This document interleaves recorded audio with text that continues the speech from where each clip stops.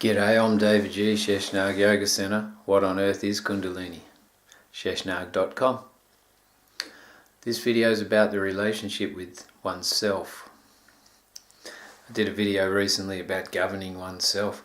This is more about the reality of what's going on in regards to the subconscious, unconscious, conscious patterns. As an adult, I sit there and say, I want to do this, this and this and this. I want to create this and this and this. Subconsciously, I'm living out a different pattern because unconsciously, I attract people in relationship that are at a similar dysfunction to myself. And people say, really? That's not true because I'm way different to this person. But if you look at it, whatever dysfunction you have in some areas, then you find the counterpart for that dysfunction so you can feed off each other in your own dysfunction. It's crazy. No, it's not crazy. It's insightful and divine and almost incomprehensible. So if you become aware, if you're lucky enough to become aware, which is rare to become aware of these dysfunctionalities, then you can own them.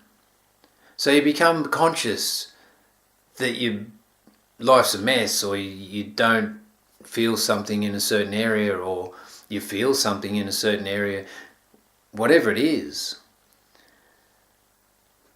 If you look within or look in the mirror won't help. That's just an analogy for looking at yourself, but you have to have the eyes that'll see yourself as well, because you can justify not looking at yourself and then you're just looking out towards other people and blaming them. And a lot of the time it's actually your own subconscious stuff that's manifesting through an experience where they participate in that and you don't know it.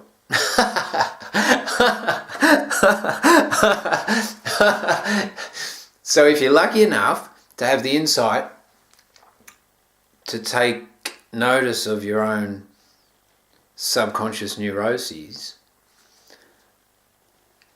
you come across another problem.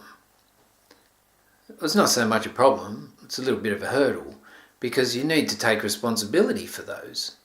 You have to say, okay, well, I'm messed up here. Or for me, let's talk about me and my feelings, okay? I have this circuit breaker that I've put in place over a long period of my time to not feel, because somewhere in my life, when I was vulnerable at my core and really felt things, I got hurt, or it resulted in pain. So then I shut off to the pain.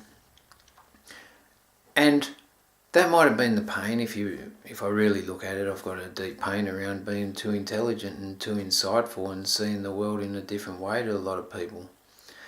Don't get me wrong, if you ask some of my high school mates and they say I was a selfish bastard, I justify that by being determined and free and not having a lot of rules and going for what I wanted. But I can see in their judgment of me that I could be seen as selfish. Hopefully I didn't work in a way that was predator-prey and my benefit at the expense of everyone else's. And hopefully I had some good traits. I think I've had some good traits because I've been sensitive and intelligent, but my feelings have been hurt over my life by just seeing things weirdly compared to other people. And then I ostracize myself through pain, whether they judge me and I feel the pain or whether they don't talk to me again and I get ostracized. Then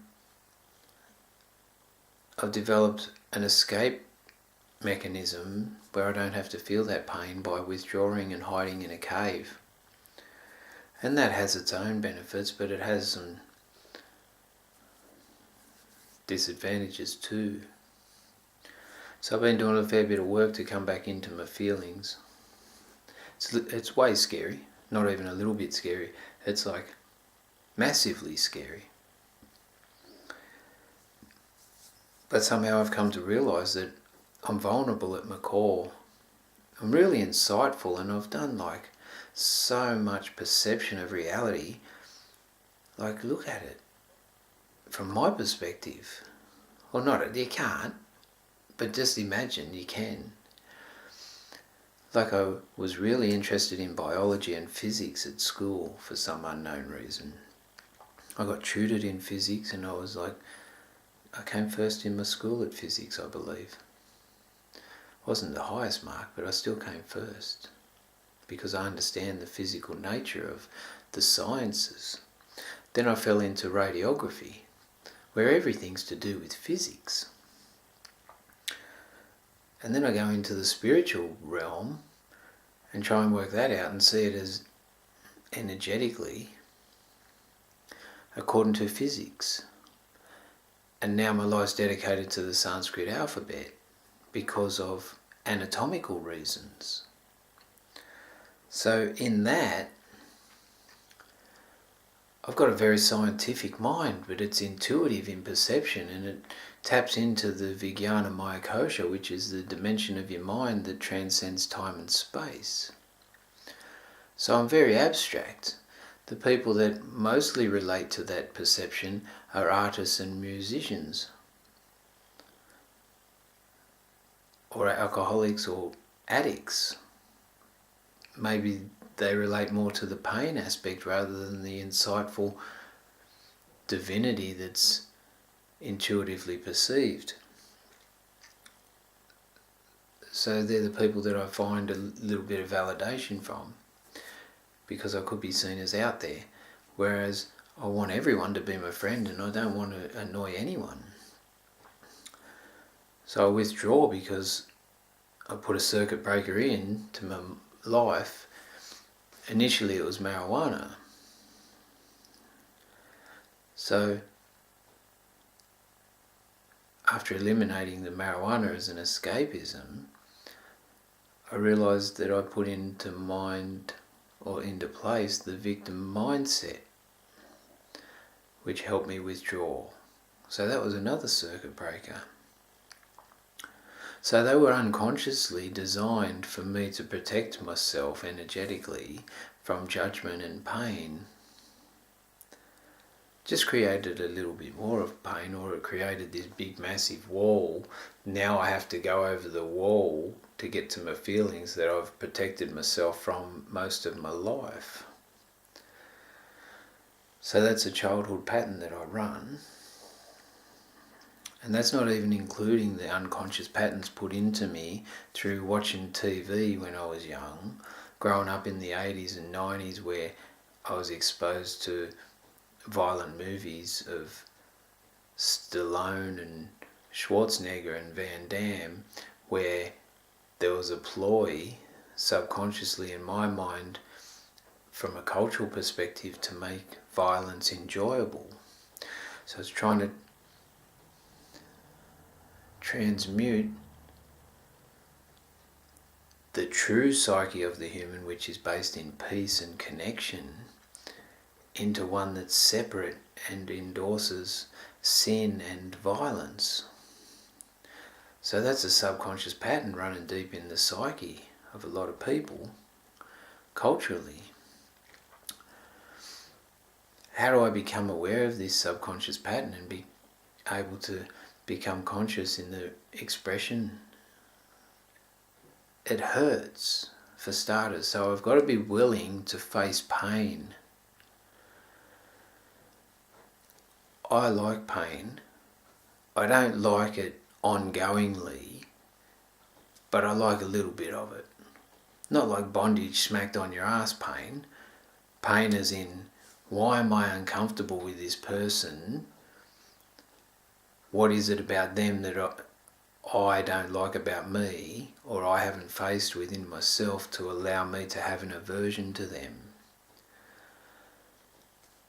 That cramp in my leg, how long can I endure it, and where exactly does it go, and can I perceive it from the origin right up as long as it exists until it fades? That sort of pain, right? So you've got to face the pain to become more conscious, because subconsciously you reside in a comfort zone that's designed to avoid pain.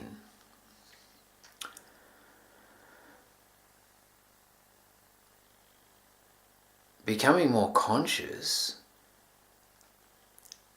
there needs to be dedication, commitment, discipline, hard work, reinforced repetition to be able to regroove and break the subconscious patterns that are reliving to keep myself in pain so I can have a more pain-free experience. I didn't say a pain-free experience, I said a more pain-free experience, because we're human. There's going to be pain. Pain is the catalyst for growth. Can I grab the pain, work out why it's happening subconsciously? If it's subconsciously happening, how do I become conscious of it? That's why we have all these mentors and coaches and people that we can reflect from and guide us in a way that we straighten out some of the kinks in our subtle energy system that are manifesting as really unhealthy expressions within our everyday life.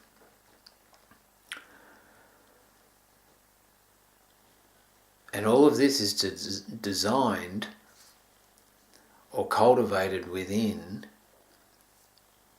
when I get time to myself, when I get space to reflect, not when I'm over busying myself externally, pleasing other people and doing everything to do with obligations and my everyday jobs and whatever else I do externally through my sympathetic nervous system.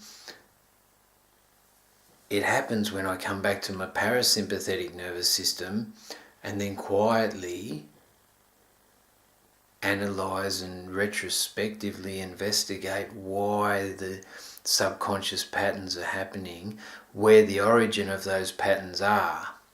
In that, if I can go deep into naming the feeling and then acknowledging it and feeling it and bringing it into being in a way that I'm not averse to it, where I embrace it and say, it's okay for this feeling to happen.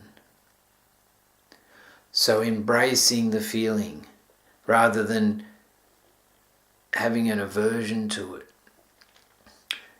Like I said, it's not a comfortable experience, self-growth and becoming more conscious. It's actually confrontational, because I have to look at myself in a way that I have to break my patterns and claim responsibility for everything happening in my life. It's quite monumental. So, coming into an experience where I have time with myself in a state of equilibrium and homeostasis, where my adrenalized system isn't off the charts, externalized, worrying about survival and fight and flight constantly, earning money and things like that. It's actually okay. I've taken a little bit of time during my day to come into my parasympathetic nervous system, where I can intuitively perceive some of the subconscious patterns that are happening within my life. That's how I cultivate a more conscious experience and conscious relationship with myself, which will upgrade my inner resonance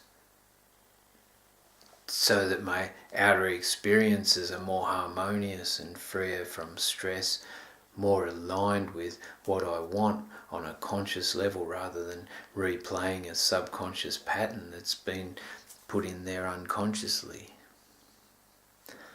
Wow, that's a video for you. Hopefully it helps. Hopefully it helps me. Share the world, sheshnag.com.